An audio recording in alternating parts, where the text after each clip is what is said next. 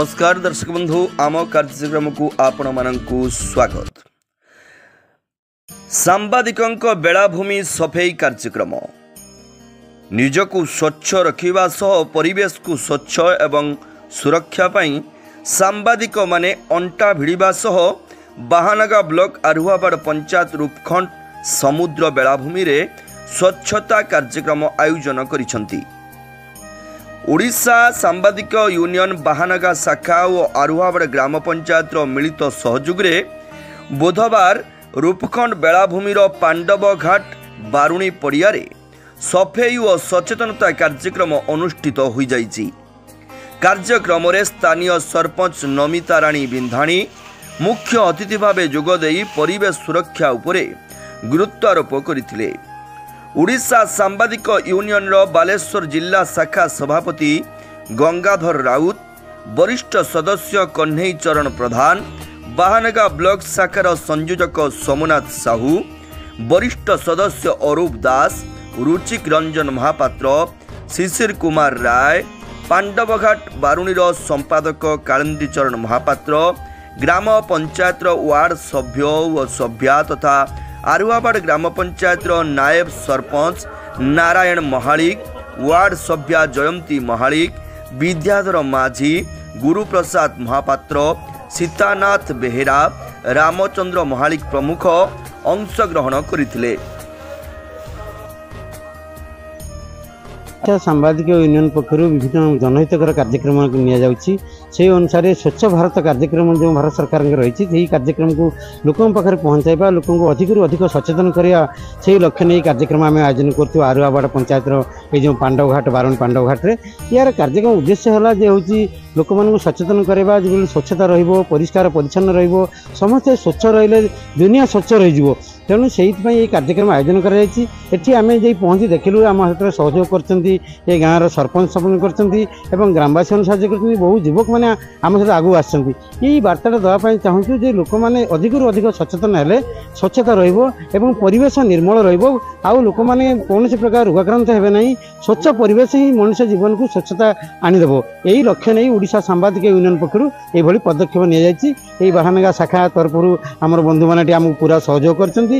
कार्यक्रम जमी लोक मान अधिक पहुँचो आ लोक मैंने अधिक भागीदारी हे जोड़ी हे आ निज अंचल स्वच्छता रक्षा करेंगे से बार्ता देवाई आम यही कार्यक्रम हाथ में तो ये जो अलिया दिन दिन बढ़िबार लगी कौन निष्पत्ति नेले अलिया हम ना कि प्रकार निष्पत्ति नवा आवश्यक जनसाधारण मान देखो सहरांचल व्यवस्था कर सरकार सब व्यवस्था कर अलिया आवर्जना को नष्ट करने कि ग्रामांचल से गुड़ एकत्रित भाव में गोटे जगह रखी पोड़ीदेवा और आवश्यक पड़े पोतीदेवा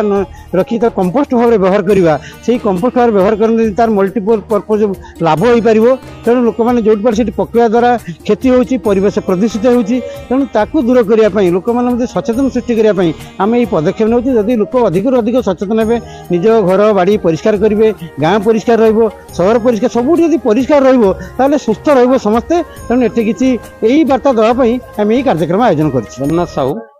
मुझे बाहानगा ब्लॉक रे ओयूजेर कोऑर्डिनेटर अच्छी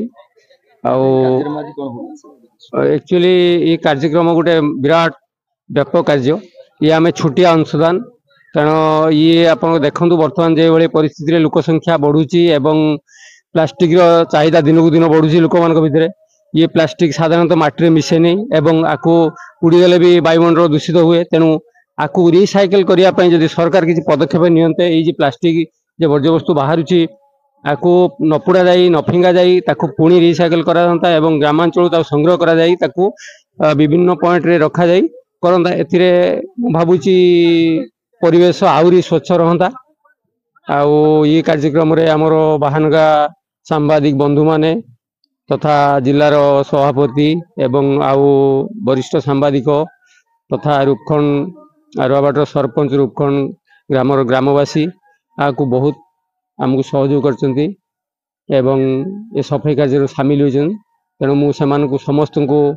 आम बाहानगा ब्लॉक सांबादिक संघ तरफ सांबादिक ओयूजे तरफ